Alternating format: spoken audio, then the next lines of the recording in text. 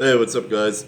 So I'm going to talk about NBA. I'm going to talk about the games last night and talk about my takeaways from the teams. So, first team that I want to get to that I want to talk about is the Utah Jazz because I think that Utah is legit. I think people are.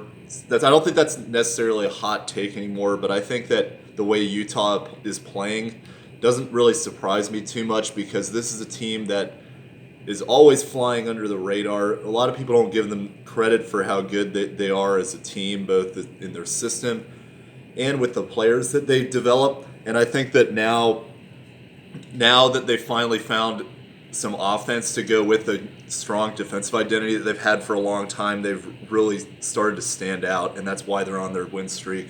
But I was surprised how they've done it because they've blown out Dallas, which is a team that should be pretty competitive in the West, but for some reason now has been struggling a lot. But Utah blew them out in two consecutive games, and neither of them were really that close. So I was just surprised how they managed to do that with Donovan Mitchell out. It's really quite impressive. But I think the first thing that I want to talk about with Utah is the reason why that they've taken this step forward is because now they're hitting threes.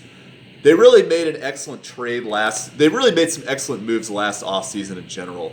But I think one of the best moves that they made was the Jordan Clarkson acquisition at the deadline because he is just. I was not a fan of him in Cleveland. I did not think that he was particularly effective there. Even when he was with the Lakers, he just wasn't really sure what to make of him. But since he's been to Utah, he's been a machine scoring off the bench, and he gives them so much on-ball versatility. They could switch between him and Conley. They could switch between Mitchell, Conley, and Clarkson, all as primary ball handlers that can all create their own shot. They also have a ton of versatility on the wings. They can go with Bogdanovich, another great acquisition from last year, who, by the way, was out in the playoffs. I think a lot of people forgot about that, but if he had been healthy, Utah, I think, could have been a second-round team in the playoffs. So they've got Bogdanovich back. Conley, I think, he was another acquisition last year. I think it was a little slow for him to adjust to the offense at first, but now that he seems to have found his groove, he's really taken off. So they have a ton of versatility in different positions. They can hit you with a small ball lineup if you want to go with Favors as the center. You could go Rudy Gobert as the center and then go put Favors at the 4 potentially like they've done in years past. They could also go 3 ball handlers potentially with Clarkson, Donovan Mitchell, and what's his name? Mike Conley. They could have Royce O'Neal as a guy who can guard multiple positions. Joe Ingles is a pretty good ball handler for a shooting guard, small forward type player. There's just so much that they can do with their players, and they've found a way that all their talents blend so well together. I think this team is going to be. I definitely see them staying where they are because they have a home field advantage anyway with the altitude and the fans that they have whenever they get full attendance back. So I'd like them staying in the top 3 in the West. I don't know how far they're going to necessarily go, but I wouldn't be surprised to see them potentially surprise people and get to the Western Conference Finals. Dallas, though. So I don't know what's going on with Dallas. Dallas, to me, I thought made a lot of good moves this offseason to get some defenders, but for some reason it's not translating into better defense. And I think part of this is that, to me, Josh Richardson has always been overrated. I have not really been impressed with him whenever I've watched him play, to be honest. And I think that the other thing, too, is that they lost a lot of good shooting and spacing that they had last year that was beneficial. They also don't have some of their shooters on the court currently. But I think Seth Curry was really underrated in that aspect last year for them because he provided a lot of floor spacing. He was the league leader in three-point percentage. Now you're forced to play guys that are shooting because they have to with the system because Luka runs offense similar to LeBron where he's got to have shooters around him to space the floor so he can drive in. That's not working for some reason. Their defense is not really clicking. Their offense, I think, is still getting used to the players that they have.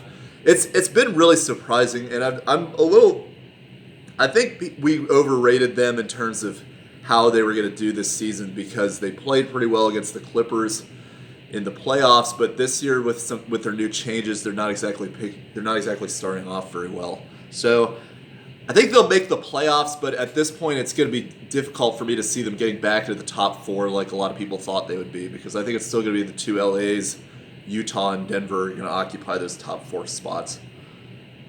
All right, so the other game that was earlier this morning I watched was Milwaukee and New Orleans, and my biggest takeaway from that is that Milwaukee is not a contender.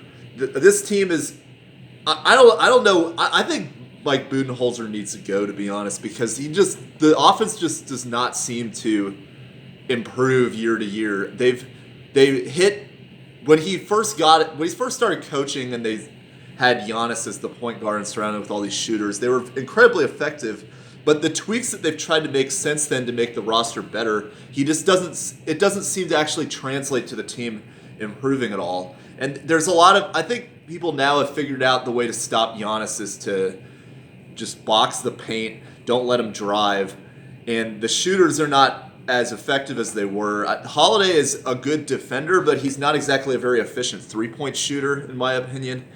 They lost a lot of good floor spacers over the years that they've had as well. Lopez is not as good as a three-point shooter as he's made out to be. DiVincenzo is a good three-point shooter, but he seems to be the only one that's really hitting it particularly well right now in the starting lineup. So I just don't see this team. If they're getting blown out by New Orleans at halftime, I just don't see how this team is going to be able to defend the Nets, how they're going to be able to defend the Celtics. It's just I don't really know I don't really see Milwaukee particularly changing things around than they have from past postseasons. And then New Orleans, my takeaway is that they've started slow, and I think that it's justified because they have a lot of young players and they've got a new coach.